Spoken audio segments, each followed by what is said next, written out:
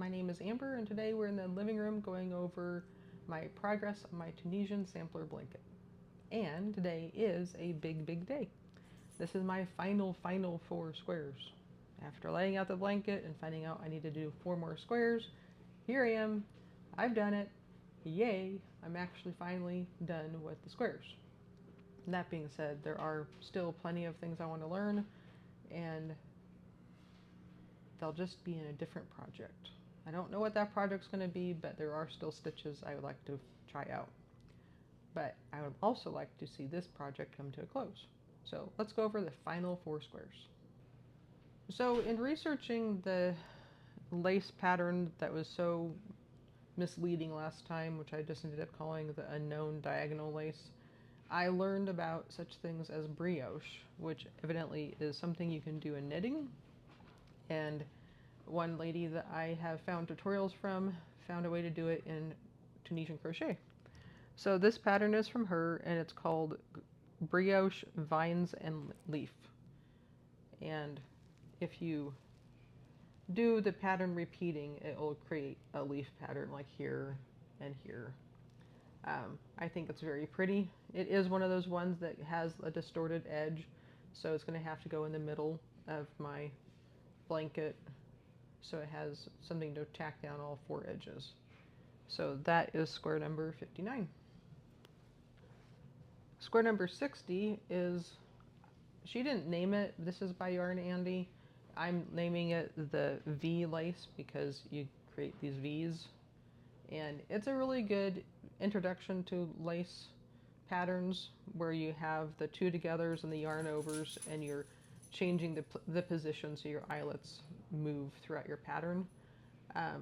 This was also one where her pattern was not exactly 30 stitches across, so I had to modify things. I'm pretty sure I modified the center to make sure it worked on my project. But I really enjoyed this. It was pretty straightforward. This was from a sample that she worked up in order for you to make an entire shawl out of this pattern. So I like it. It's regular. It's a predictable pattern, but it looks complicated. So that was enjoyable. And square number 61 doesn't look like much.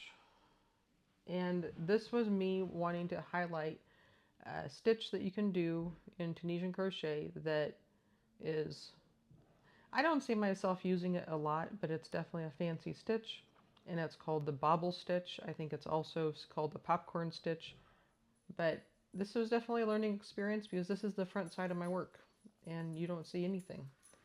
But turn it over and whoa, look at all those. And in my next square, I learned why it did this and why everything was on the wrong side of the fabric. So this is the only square in this entire project I'm actually crochet in backwards so that the back side is actually facing to the front side of the project, because that's where all the prettiness is.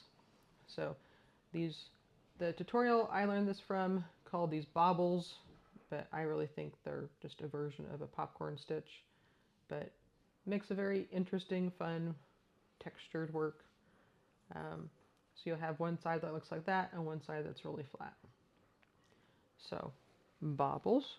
For the final square, square number 62, and yes, the numbers makes no sense because at this point I should be making 60 squares, but according to the numbers I'm at 62, and I have lots of, I don't understand. Anywho, this was my final square, and I chose it because it looked intricate and complicated, and it was. And this is also by Yarn Andy, and she doesn't label her work. And it was once again a sample for, well, no, this was for a crochet along that she was participating in that she developed a square for. I'm calling it Diamonds and Bobble Lace because you're creating a diamond shape with your eyelets, and then in the middle you have your bobbles or your popcorn. Yeah, it should actually be diamonds and popcorn, but she called these popcorns. So this was definitely a pattern that I had to be fully present and fully paying attention in order to do. It has a decorative edge stitch, and every single row is different. Yes, you're doing similar things and similar stitches, but The placements are important.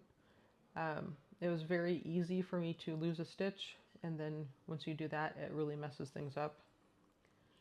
So, but I think it's a good final square to demonstrate my ability to follow a pattern and demonstrate several different stitches. You're working with double front post crochets, your simple, your yarn overs, your 2-togethers, your popcorns.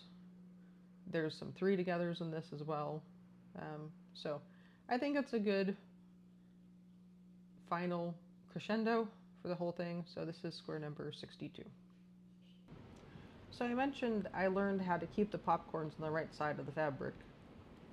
The way the popcorns, she was showing the popcorns in here, I didn't like how they turned out. They weren't quite what I was looking for, so I looked up a tutorial on popcorns, and I'll link that below too. And this lady emphasized the fact that at the end of your popcorn you need to tack it down behind it to pop it out. And by tacking it down just with an extra slip stitch, then that secures the position of that stitch, and it's not just free to pop in and out depending on wherever you put the pressure on the stitch. So I did that on this project, and they all stayed on the right side of the fabric, so that was nice. So there are definitely little techniques, because it's like in the bobble stitch she taught you how to do it one way, and in the lace stitch she taught me how to do it another way, and then the popcorn stitch tutorial taught me a different way. So there's lots of different ways to come up with the same effect, and I think I ultimately went with the last one. But even then it wasn't quite the same, because she was doing traditional crochet, so I might have modified it a little bit, but I got the job done. As I was saying, there are plenty more things to still learn in Tunisian crochet, and more patterns that look interesting, but they'll just take a different form, a different project. So now it's time to move on to joining and putting a border on this whole thing, and putting a little bow on it, saying, yay, I accomplished the thing I set out to accomplish a long time ago.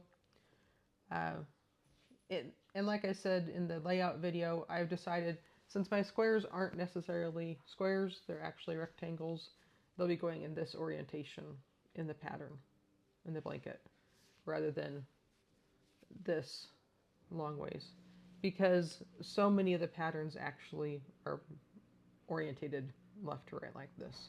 If I start doing this, it'll start looking weird. So that's the orientation they're going to be going in. I am going to lay out all the squares one more time before stitching them, because of those little tweaks that I'm thinking about. Like the odd shaped squares need to go in the middle-ish, so that they have 4 sides they're being tacked down on. And the things like that have the bobbles or popcorns on it probably shouldn't be on an edge. It should be at least a little bit inside the blanket. So we'll do one more layout to finalize everything, and then I'll start working on bringing it together. So the next video will be all about joining. So thank you so much for sticking with me through this process, letting me get into the nitty-gritty about Tunisian crochet and geek out over it sometimes, or all the time. But until next time, I hope you have a wonderful day, and feel free to like and subscribe.